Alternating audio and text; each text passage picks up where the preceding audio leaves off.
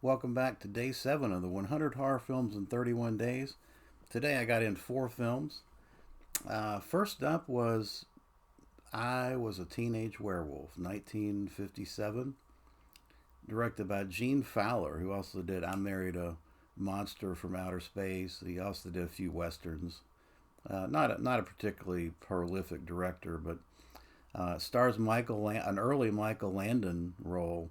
Of course, he went on to do he had the big hit with Little House on the Prairie. This is a fun teen horror flick. I mean, it was made in tandem with I Was a Teenage Frankenstein. I don't know why they don't. Well, I do know why. These films are being held by Susan Hart, which was the wife of James Nicholson, AIP. And apparently, she won't sell them or let them be released. I don't know why, but it'd be great to see that I Was a Teenage Werewolf and I Was a Teenage Frankenstein on some kind of a Scream Factory double feature. That'd be perfect. She's also got The Amazing Colossal Man, which I love. I'd love to see some of these films get a Blu-ray treatment, but it's probably not going to happen as long as she's alive for some reason. Anyway, uh, I Was a Teenage Werewolf tells about a very angry Michael Landon. He just seems to be uh, lose his shit at the easiest convenience. I mean, just anything will set him off. He goes to a psychiatrist, scientist, and the scientist, under the guise of treating him, starts giving him injections to bring out his anger, and his anger turns him into a werewolf. The werewolf makeup is fantastic in this. Love it. There's some really good scenes in this. And then you've got the obligatory high school teen party with the hilarious song. If you haven't heard this song, you need to look it up on YouTube, where they sing "Eeny Meeny Miny Mo." Oh my gosh, I don't know what to say, but if that was what they talked about as having a wild kids party back in the 50s, can you only imagine what those kids in the 50s would think when they see what a party looks like today? When you're singing "Eeny Meeny Miny Mo," that's a wild party. It's anyway. It's entertaining. It's hilarious. It's just ridiculous.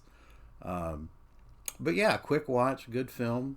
I give it a 6 out of 10. Nothing special, but the monster makeup was fantastic in it.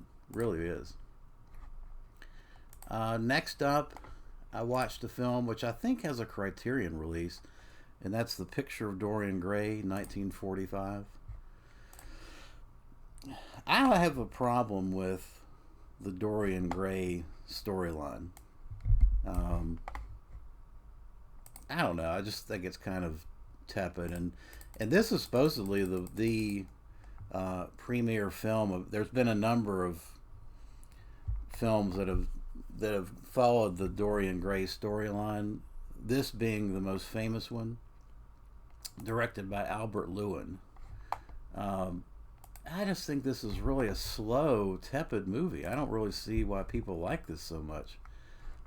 And really, I think my issue with it is the guy that played Dorian Gray. I think his name is. Let me look here. Hurd Hatfield.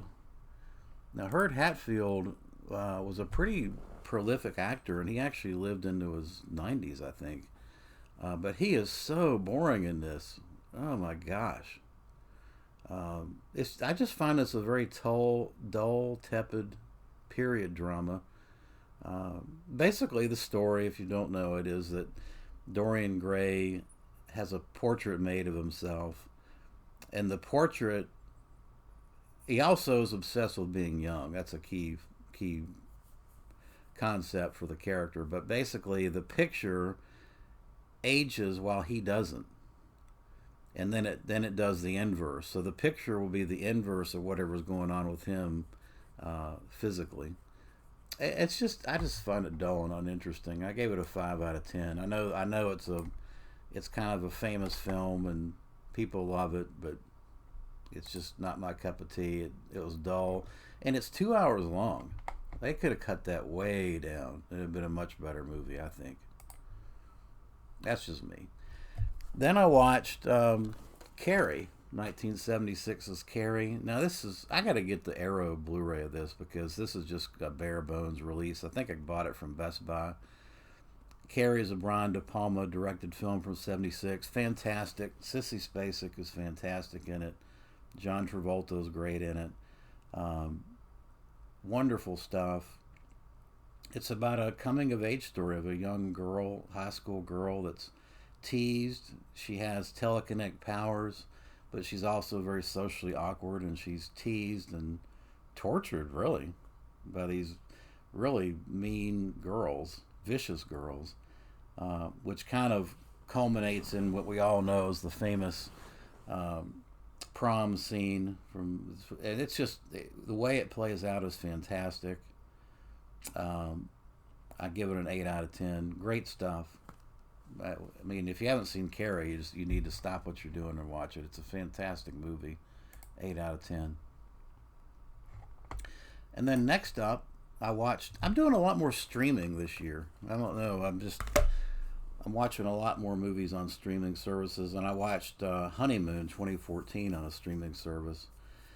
And this is a tense, well told psychological story of about a honeymoon couple that go off to a cabin, a lake house cabin, to try to consummate the marriage. And over the course of events, things get weirder and weirder, and culminate into murder. And it's a fantastic film. It's got a great deal of tension. Very enjoyable watch. I enjoyed the hell out of it, and it's probably there's a lot of metaphors for what's actually going on here, um, but I'll leave that to the viewer to decide. Don't want to spoil it for you, but I loved it. Thought it was great. I gave it an 8 out of 10. And that is going to do well. Let me see. Yeah, that's going to do it for day 7. If you've seen any of these films or have any comments, feel free to leave them in the comments below, and I appreciate you watching. Thanks.